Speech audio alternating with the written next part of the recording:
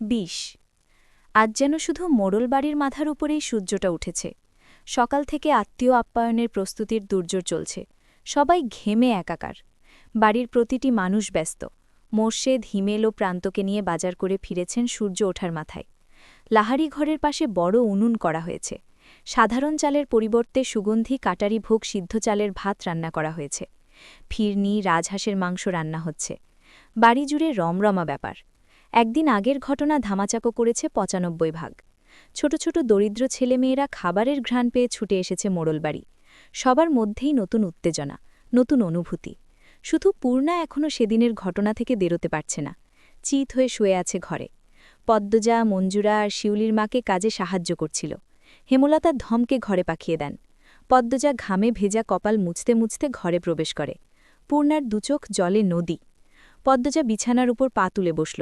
পূর্ণা পদ্মজার উপস্থিতি টের পেয়ে হাতের উল্টো পাশ দিয়ে চোখের জল মুছল। পদ্মজা কণ্ঠ খাদে নমিয়ে বলল, চোখের জল কি শেষ হয় না? পূর্ণার নিরুত্তর। পদ্মজা অভিজ্ঞ স্বরে বলল, দেখ পূর্ণা, এসব মনে রাখলে তোরই ক্ষতি। দেখছিস না আমি একদিনের ব্যবধানে সব ভুলে হবু শ্বশুরবাড়ির মানুষদের জন্য রান্নাবান্না করছি? তুইও ভুলে যা, তোর বন্ধুরা আসছে। তুই নাকি তাদের ধমকে দিয়েছিস, এটা কিন্তু ঠিক না। পূর্ণা পদ্মজার দিকে তাকাল। দৃষ্টি ভীষণ শীতল। পদ্মজাকে বলল, সত্যি ভুলতে পেরেছ আপা? পদ্মজার সঙ্গে সঙ্গে উত্তর দিল, ভুলিনি, কিন্তু সহ্য করতে পেরেছি। তোর মতো চোখের জল অপাত্রে ঢালছি না।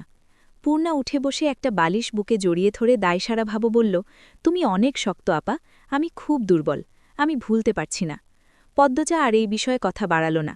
পূর্ণার গা ঘেঁষে বসে ফিসফিসিয়ে বলল, গতকাল রাতে কি হয়েছে জানিস?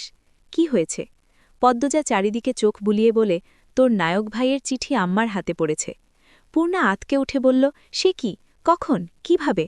আর বলিস না, সেদিন তুই নানাবাড়ি ছিলি, তখন চিঠি দুইটা বের করেছিলাম। বারান্দার ঘরে বালিশের নিচে রেখে দেই আর মনে নেই। এরপরেই অঘটন ঘটে। এরপর দিন বিচার বসল। চিঠির কথা ভুলেই গেলাম। বারান্দার ঘরেই ছিলাম রাতে, তবুও মনে পড়েনি। আর আম্মা পেয়ে গেল। উত্তেজনা ভয়ে পূর্ণার গলা শুকিয়ে গেছে। প্রশ্ন করল, আম্মা কি বলছে? পদ্মজা ঠোঁট দুটি উল্টিয়ে কি যেন ভাবে। এরপর ব্যথিত স্বরে বলল, তেমন কিছুই না, এজন্যই আরও ভয় হচ্ছে। কিছুই না? কখন হলো এসব জিজ্ঞাসা করেছে। আমি বললাম, তুমি যা বলবে তাই হবে। এরপর আম্মা অনেকক্ষণ আমার দিকে তাকিয়েছিল। তারপর বলল, ঘুমা গিয়ে, শেষ। দুই বোন একসাথে চিন্তায় পড়ে গেল। কপাল ভাঁজ করে কিছু ভাবতে শুরু করে। পূর্ণা বলল, আম্মা তোমার মুখ দেখে বুঝে গেছে তুমি লিখন ভাইকে ভালোবাসো না। পদ্মজা অন্যমনস্ক হয়ে বলল, মনে হয়। পূর্ণা খুব বিরক্তি নিয়ে বলল, লিখন ভাই এত সুন্দর, তোমাকে এত ভালোবাসে, তবুও কেন ভালোবাসুনি আপা?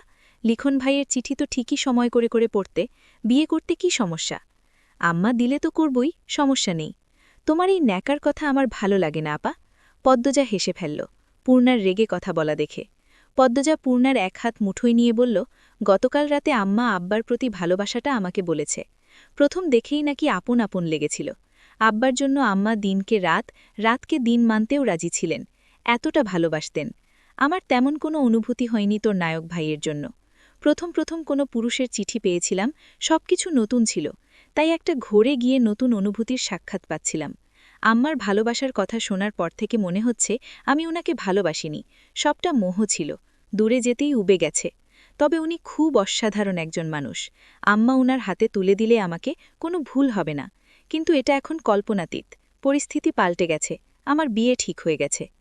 পদ্মজার এত কথা উপেক্ষা করে পূর্ণা কটমট করে বলল, তোমার কি কালা চাদরে দেখলে আপন আপন লাগে? পদ্মজা চোখ ছোট ছোট করে জিজ্ঞাসা করল, কালাচাঁদকে? পূর্ণা মিনমিনিয়ে বলল, তোমার হবু জামাই। তারপরই গলা উঁচিয়ে বলল, আমিও কালা জানি, কিন্তু আপা, তোমার জন্য লিখন ভাইয়ের মতো সুন্দর জামাই দরকার। পদ্মজা এক হাতে কপাল চাপড়ে বলল, এখনও লিখন ভাই? যা তোর নায়কের সাথে বিয়ে দিয়ে দেব। এখন আয়, ঘর থেকে বের হ। মুক্তা, সোনামণি, রোজিনা আসছে, তোর সাথে কথা বলবে। আয় বলছি, আয়। পূর্ণাকে টেনে নিয়ে বের হলো পদ্মজা। সূর্যমামার রাগ কমেছে। মোড়ল বাড়ির মাথার উপর থেকে দূরে গিয়ে দাঁড়িয়েছে। সদরঘর ভর্তি মানুষ। হাওলাদার বাড়ির বউদের গ্রামবাসী শেষবার তাদের বিয়েতেই দেখেছে। আবার দেখার সুযোগ হওয়াতে দল বেঁধে মানুষ এসেছে। লোকমুখে শোনা যায় হাওলাদার বাড়ির মেয়ে বউদের সারা অঙ্গে সোনার অলঙ্কার ঝলমল করে। মোগা, মদন সহ আরও দুজন ভৃত্য মোড়ল বাড়ির গেটে দাঁড়িয়ে বাড়ি পাহারা দিচ্ছে। পদ্মজাকে শাড়ি পরেছেন হেমলতা। পদ্মজা এর আগে কখনো শাড়ি পরেনি। পূর্ণা প্রেমা ছোট হয়েও পড়েছে। পদ্মজার কখনো ইচ্ছে করেনি, তাই সে হেমলতাকে বলে, প্রথম শাড়ি তুমি পরাবে আম্মা। শাড়ি পরানো শেষে চোখে কাজল এঁকে দেন। ঠোঁটে লিপস্টিক দিতে গিয়েও দিলেন না। মাথার মাঝা বরাবর সিথি করে চুল খোপা করতেই পূর্ণা ছুটে আসে, হাতে শিউলি ফুলের মালা। হেমলতা মৃদু ধমকের স্বরে বলেন, এতক্ষণ লাগল? হেমলতার কথা বোধহয় পূর্ণার কানে গেল না। পূর্ণা চাপা উত্তেজনায় নিয়ে বলে, আল্লাহ, পদ্মারে কি সুন্দর লাগছে। পদ্মজা লজ্জায় মিয়ে যায়, চোখে মুখে লাল আভা ছড়িয়ে পড়ে। হেমলতা পদ্মজার খোপায় ফুলের মালা লাগিয়ে দিয়ে বলেন, শুধু রূপে চারিদিক আলোকিত করলে হবে না, গুণেও তেমন হতে হবে। পদ্মজা বাধ্যের মতো মাথা নাড়াল। তখন হুড়ুমুড়িয়ে সেখানে উপস্থিত হল লাবণ্য। দৌড়ে এসে পদ্মজাকে জাপটে ধরে, এক নিঃশ্বাসে বলেও ফেলে, আল্লাহ, পদ্ম, তুই আমার ভাবি হবি? আমার বিশ্বাসই হইতাছে না। মনে হইতাছে স্বপ্ন দেখতাছি। ইয়া মাবুদ, শাড়িতে তোরে পরি লাগতাছে। বাড়ির সবাই ফিট খাইয়া যাইব, দেখিস। পদ্মজা কি বলবে ভেবে পেল না, শুধু হাসল। হেমলতা পদ্মজার মাথার ঘুমটা টেনে দেন। লাবণ্যকে বলেন, তোমার সইকে নিয়ে যাও। পদ্মজা হেমলতার হাতে হাত রেখে অনুরোধ করে বলে, আম্মা, তুমি আসো। হেমলতা হাসেন। পদ্মজার মাথায় এক হাত রেখে বলেন, কয়দিন পর থেকে এরাই তোর আপন, মা পাশে থাকবে না। পদ্মজার চোখ দুটি ছলছল করে ওঠে। ছলছল চোখ নিয়ে তাকিয়ে রইল মায়ের দিকে। পদ্মজাকে নতুন বউরূপে দেখে হেমলতার বুকে ঝড় বইছে। মেয়েটা কয়দিন পর আলাদা হয়ে যাবে। 2 মাস আগে হলে তিনি 7 রাজার ধনের বিনিময়েও মেয়ের বিয়ে দিতেন না। আমি আসছি। লাবণ্য, যাও তো, নিয়ে যাও। পূর্ণা, তুইও যা। লাবণ্য পদ্মজাকে নিয়ে যায়। পদ্মজার বুক ধরফর করছে। মায়ের যেন কি হয়েছে। সে পিছন ফিরে তাকায়, সাথে সাথে হেমলতা অন্যদিকে ঘুরে তাকান। চোখ থেকে 2 ফোঁটা জল গড়িয়ে পড়ে। তিনি দ্রুত তা মুছেন। সদরঘর কোলাহলময় ছিল। পদ্মজা ঢুকতেই সব চুপ হয়ে গেল। লাবণ্য পদ্মজাকে ছেড়ে ভারী আনন্দ নিয়ে বলল, আম্মা, কাকিম্মা, ভাবি, আপারা, এই যে পদ্মজা, আমার নতুন ভাবি। পদ্মজা চোখ তুলে তাকাল।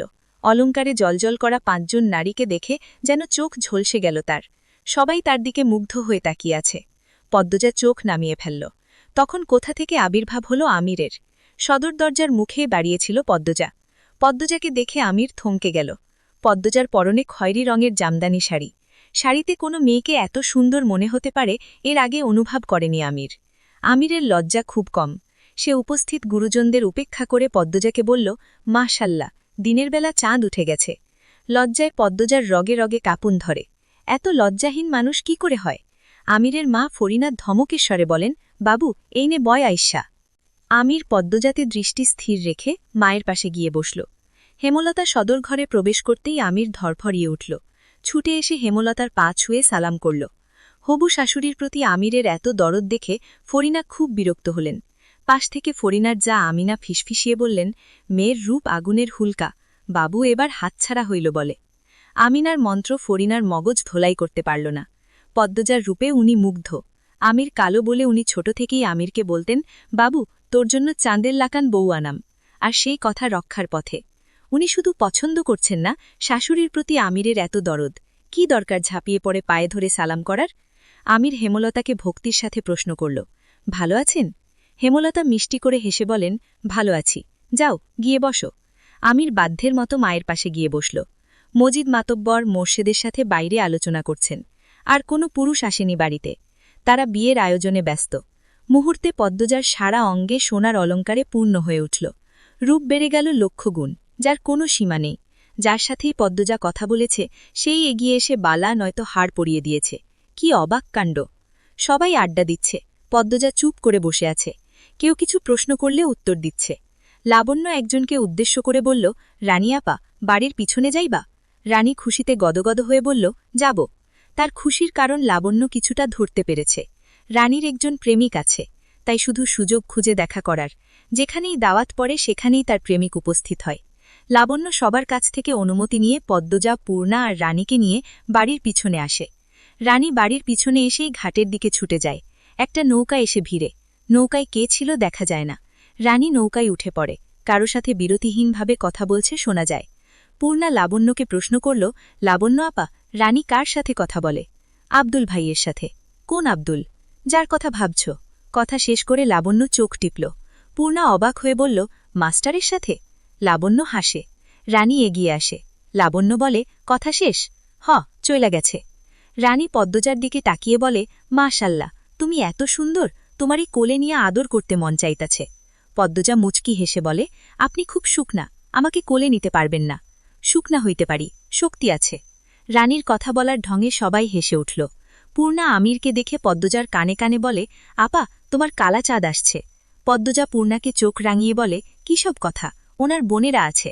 লাবণ্য রানী, যা এখান থেকে। আমিরের আদেশে লাবণ্য রানী খুব বিরক্ত হল। রানী কাঁদো কাঁদো হয়ে বলল, দাভাই, থাকি না। আমির চোখ রাঙিয়ে তাকাল, ধমকের স্বরে বলল, যেতে বলছি যা। লাবণ্য বিরক্তিতে ইস বলে পদ্মজাকে বলল, আয় অন্যখানো যাই। পদ্মজা থাকুক, তোরা যা। আমিরের কথা শুনে বেশি চমকালো পদ্মজা। লাবণ্য ফোঁসফোঁস করতে করতে বলল, একা থেকে তোমার কালাচাঁদের ভালোবাসা খাও। ছি। পূর্ণা ছুটে চলে গেল। আমির পদ্মজার পাশে এসে দাঁড়াতেই পদ্মজা বলল, বিয়ের আগে গুরুজনদের না জানিয়ে এভাবে একা কথা বলা ঠিক নয়। কি হবে? পদ্মজা কিছুক্ষণ নীরব থেকে বলল, কলঙ্ক লাগবে। আর কি বাকি আছে? পরিমাণ না বাড়ানোই ভালো। পদ্মজার কথা বলতে একটুও গলা কাঁপেনি। বাড়ির ভেতর চড়ে আসার জন্য পা বাড়াতে আমির পদ্মজার এক হাত থাবা দিয়ে ধরে, আবার ছেড়ে দিল। পদ্মজা ছিটকে দূরে সরে গেল। আমির বলল, তুমি সত্যি একটা পদ্ম ফুল পদ্মবতী, এজন্যই লিখন সাহার মতো সুদর্শন যুবক তোমার প্রেমে পড়েছে। দেখা হওয়ার পর এই প্রথম পদ্মজা চোখ তুলে তাকাল। পরপরই চোখের দৃষ্টি সরিয়ে ছুটে বাড়ির ভেতর চলে গেল। আমির অনেকক্ষণ সেখানে দাঁড়িয়েছিল। দেখতে দেখতে সন্ধ্যা ঘনিয়ে এলো। এবার আত্মীয় বিদায়ের পালা। যাওয়ার পূর্বে লাবণ্য একটা কাগজ পদ্মজার হাতে গুজে দিয়ে বলল, দাভাই দিছে। ঘুমাবার আগে পদ্মজা কাপা হাতে কাগজটির ভাঁজটি খুলল। কাগজটিতে যত্ন করে লেখা, সারা অঙ্গ কলঙ্কে ঝলসে যাক, তুই বন্ধু শুধু আমার থাক।